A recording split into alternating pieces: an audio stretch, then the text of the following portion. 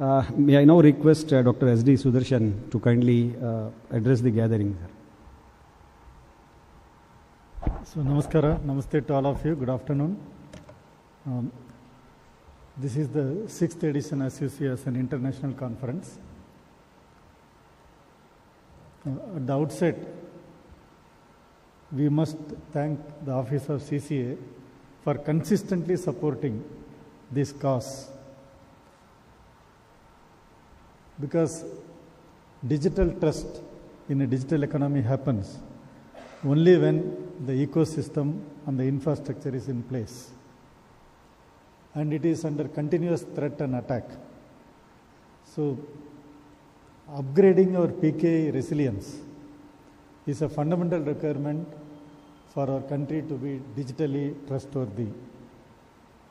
Capability is one part, but trust is one level of higher value, where there is a reality and there is a perception, they merge together so that people continue using our technology.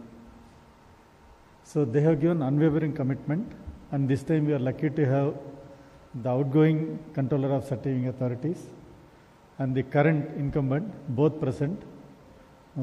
It's so nice to see both of them.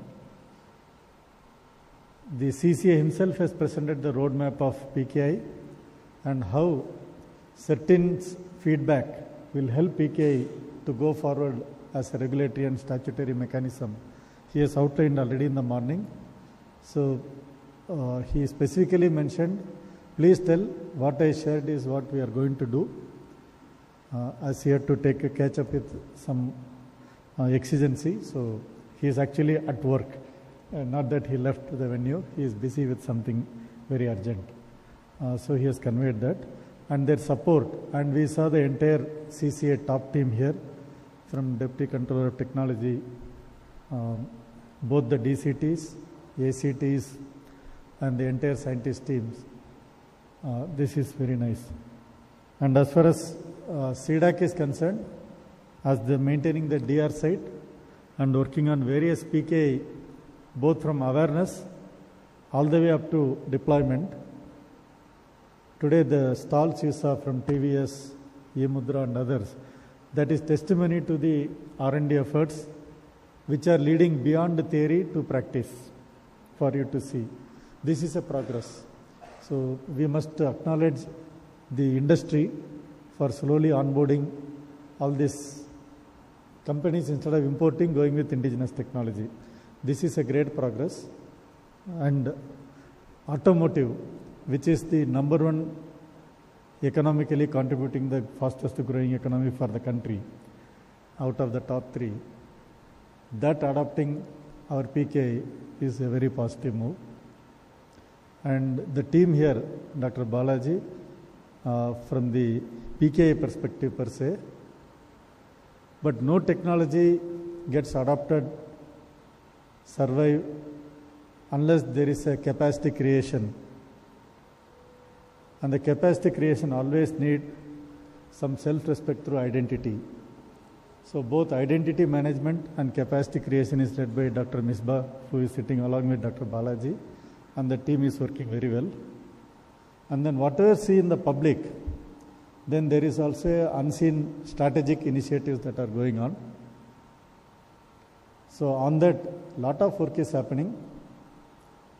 The commitment from agencies involved in that, we saw during panel discussion, be it Dr. Indivar Gupta from NTRO and Madam Hemavati from Bharat Electronics, who are working on taking to strategic sectors to create Atmanirbhar Bharat. That is a testimony that the technology is mature, and this can be taken to a field where the longevity or lifetime is beyond 20 years, where the hardware is changing every 3 months, 3, 6, at best 3 years. Even embedded roadmaps of the companies today are restricted to 3 years. There was a time they had a 10-year roadmap. So while hardware is going so fast, growing, still the software stack, we have to do it, and the presence of NTRO, BL, it augurs well. The concerning factor that our Dr. Anandamohan sir it is such a focused area. It's very important that we go deep into it. The more deeper we go, the more wider we can influence. In fact, tsunami does not happen on the surface.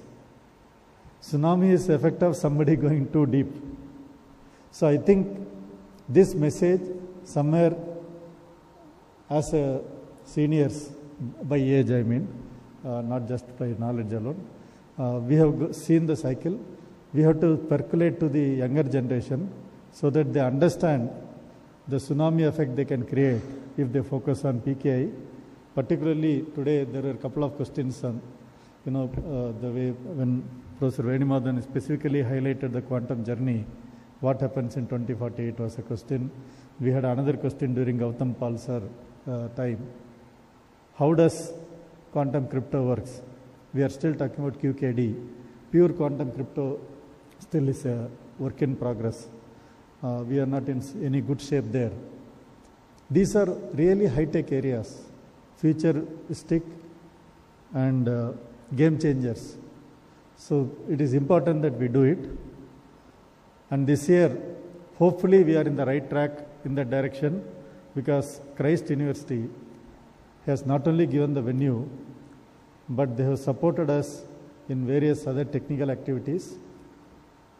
And the student community that for today having a chance to both volunteer and also attend along with the faculty, I hope this campus, which actually has science, engineering, arts, all kind of for MBA are available with Christ.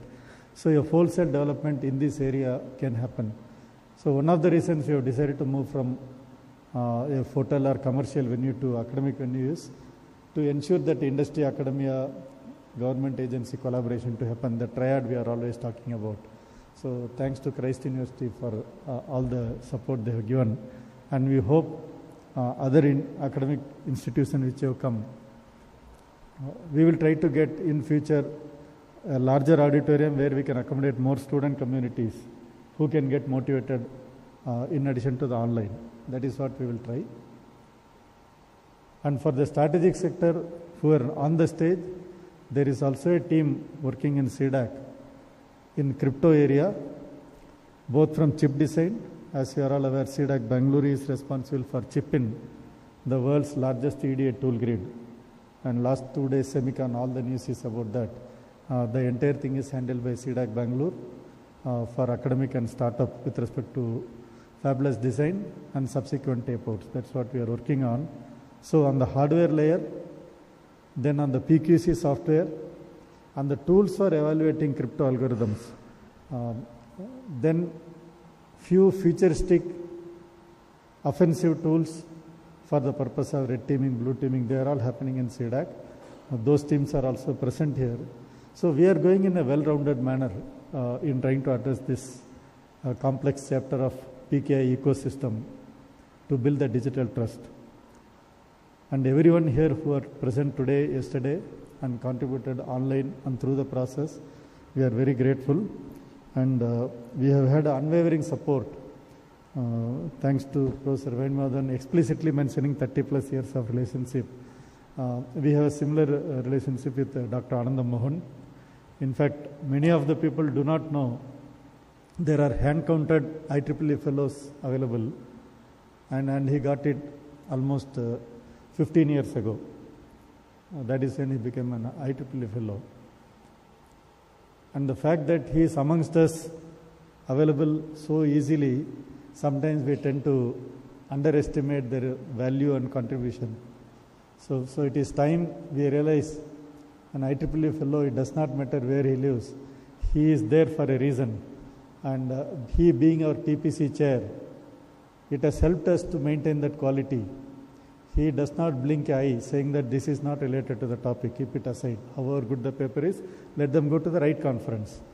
So that quality, that is one of the reasons Ministry of Electronics and IT is also supporting this initiative of do not worry about quantity, maintain the quality, let the quantity increase over a period. So that has been consistently happening, and I hope we have done justice to the whole event. And we know that in addition to being at Christ University, tomorrow is also Onam and Miladi Nabi. So there are multiple festivals happening. So wish you all very best. And just before concluding, I would like to again formally thank Office of CCA, Dr. Ananda Mohan, Professor Veni Madhavan, and of course my colleagues Dr. Balaji, Dr. Misbah, soon to be Dr. Anup, all of them here, and the whole team is here. They have done a wonderful job. And we have always been supported by IEEE Computer Society and Industrial Application Society. This conference has become an IEEE conference nowadays, so we don't go through a lot of approval channel. It is kind of a pre-approved conference. Just we need to fill up the form and submit. We have reached that stage of maturity because we have maintained that quality, and thanks to the organizing team. And this time I am here only for 1/4 of the event in person, but in spite of that everything has gone smoothly as I understand. So thanks to the whole team. Just a few quick points. Sir mentioned about breaking in so many years of 4 petaflops and all. For your information, for those who do not know, we have designed a HPC server which can do almost 2.5 petaflop in a single rack. That has been designed in C-DAC Bangalore. It is being manufactured in India. So very soon you will be having a 30 petaflop computing system in Bangalore. So sir's idea of 4 petaflop or more will be available readily. So we don't have to put it in paper. We can actually execute it. Hopefully, sir, next year we'll have something good to show. Something in real with our, and that too a system that is homegrown and running here. So that is one. The second one is we are working on getting a quantum reference facility which will be co-located with the HPC server. So we can do a hybrid computing option also. That is probably 15 months away from today. Then the first indigenous chips, they are going to be coming out by end of this year, but something more significant you will see end of next year when we meet again. When both the hardware, firmware and software application layers are inbuilt and homegrown, the amount of trust and the amount of optimization that can be brought in is unbelievable. So we are on the right track. And we are also working with a lot of critical infrastructure security areas to support. Not everything we will tell on stage, but this much to tell that all the CI, critical infra related activities, we have teams working on it. There are a lot of actions happening on ground. So not many things that can be visible, but they are all happening on ground and the end user is using them. That is one of the reasons your UPI is running successfully. There is a digital signature happening for every 2 rupee transaction we do. That much compute, we don't even realize how much we have used it. But we have created that kind of a very strong ecosystem. Same thing now we are trying to do with the DNS resolvers. Hopefully we will have some better news going forward. Discussions are going on. So with all the positive news, we also support a .in, which means any Indian language you can have website, email ID, and you can transparently work with them. They are all needed. They allow us to improve our digital infrastructure, and all of them require a PKI solution to be trusted. That is the need of the hour, and this conference is one of the efforts towards that. So with that, I once again will thank all of you and wish you a happy long weekend and enjoyable weekend. Thank you. Jai Hind.